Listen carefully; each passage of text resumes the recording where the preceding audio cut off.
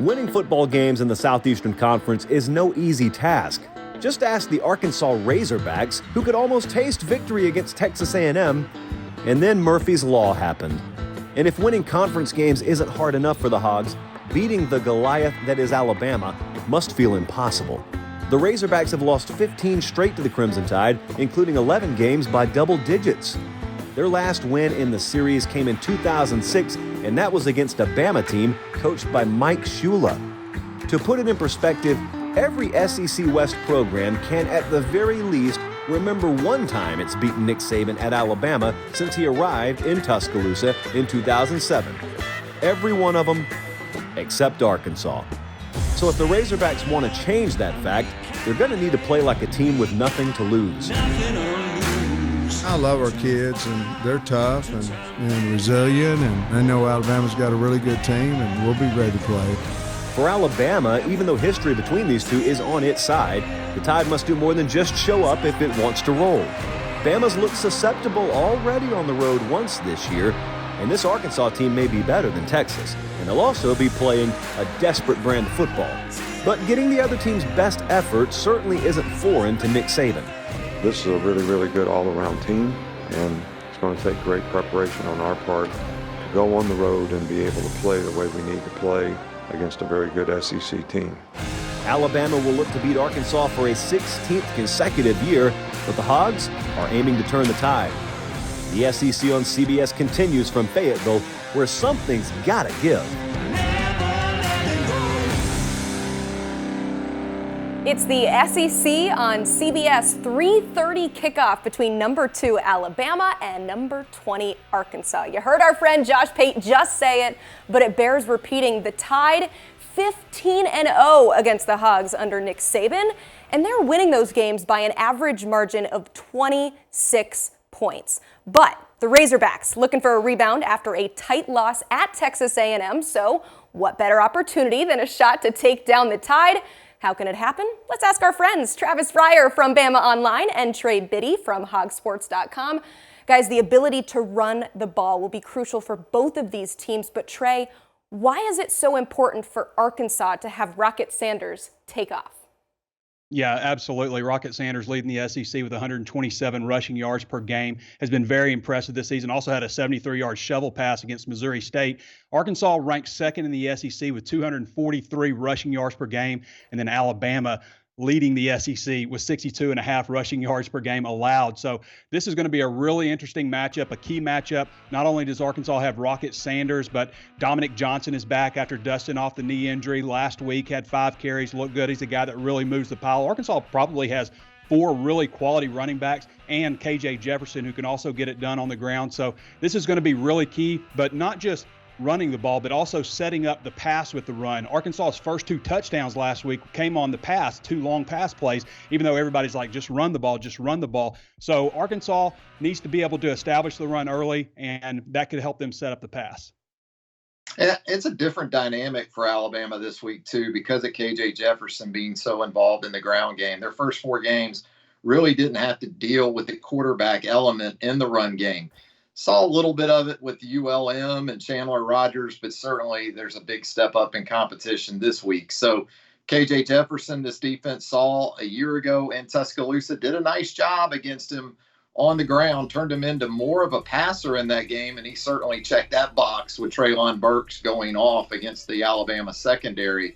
Matchup to watch perhaps early in this game, Ricky Stromberg, the outstanding center for Arkansas, and a true freshman at nose tackle in Jaheim Otis for Alabama. He's been a revelation on a couple of different fronts. He has just emerged on the depth chart during the early stages of the season. And so something to keep an eye on there with one of the best centers in college football going against a pup, relatively speaking, in Jaheim Otis. Yeah, we know these running backs will make a big impact on this game, but who is an X factor for Alabama, Travis? I think an X factor for Alabama, and we think about the running back position a lot of times, and we think that it's maybe not so much of an X factor because they've been very involved in Alabama teams in the past. But, you know, when you look at that side of the ball for Alabama and you think about guys like Jace McClellan and also certainly Jahmyr Gibbs, that ability to be involved in the offense and also help out in pass protection, because that's been a bit of an issue for Alabama over the last season or so. But those backs are dynamic. They can get it done as receivers.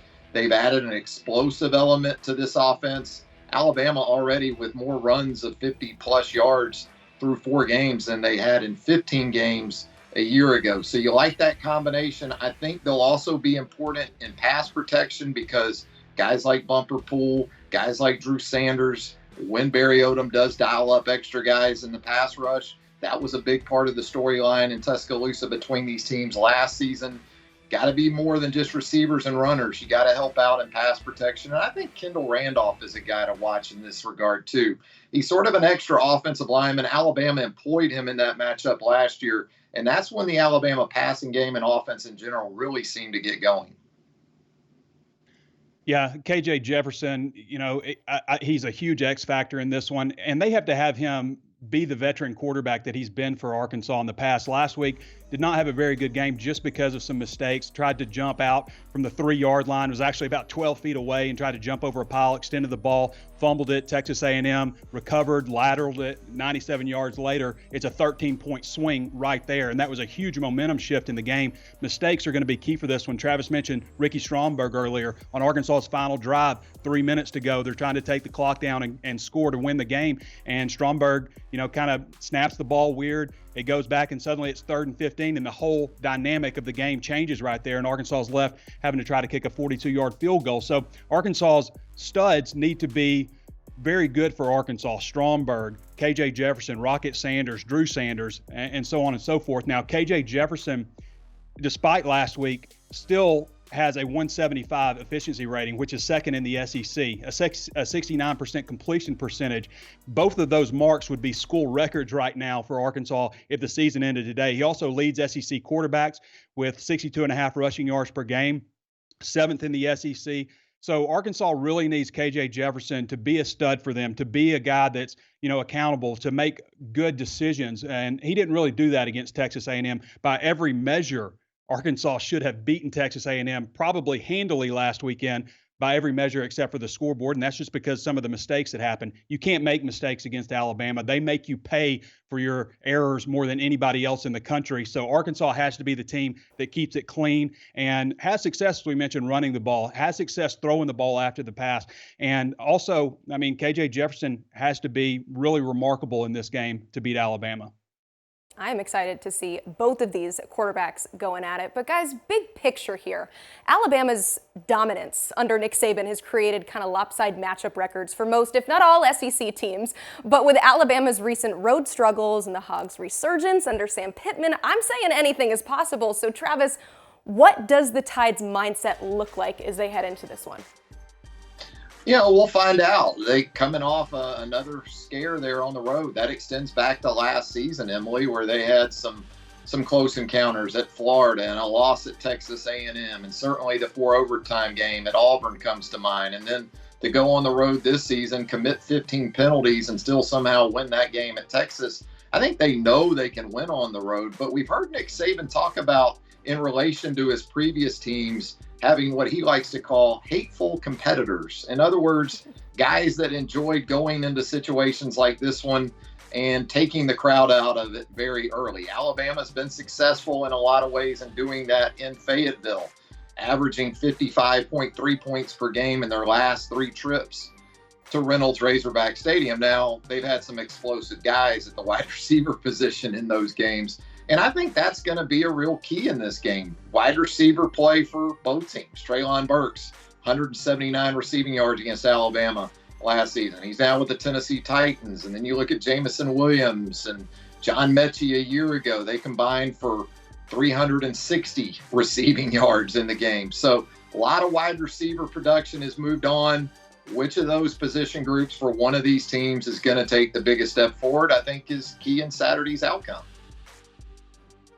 Yeah, as he mentioned, it's going to be a rowdy crowd. And probably last year, Texas game was probably about the most electric that I've seen Razorback Stadium for a game. And It'll be a lot like that too. Now, Alabama's a completely different animal than Texas, but that's a big key. Can Alabama take Arkansas's fans out of the game early? It's a 2:30 kickoff. It's a great matchup on CBS. And so, yeah, I would expect Arkansas fans to show up loud and proud. This series has been very interesting. It's 8-8. Now, there's some forfeited, vacated games for Alabama, but the series is 8-8 before Nick Saban came, and now it's 22-8 in Alabama's favor. So it has been dominated by the Crimson Tide. Arkansas has had chances in the past. In 2010, they lost a 24-20 game where they went into the fourth quarter with the lead through 2 late interceptions and lost the game. 2014, they lost 14-13 to Alabama in Fayetteville. And then, of course, last year was a 42-35 game in Tuscaloosa. So Arkansas players have a lot of confidence going into this one, but again, can't make mistakes, got to keep the crowd rowdy the whole time. Arkansas needs to be the team that turns Alabama over. Arkansas hadn't had a turnover forced in the last 2 games, so they have to have turnovers. They have to have Alabama make some mistakes, and the crowd has to be on Arkansas' side, and they'll have a chance maybe to win in the fourth quarter if that happens.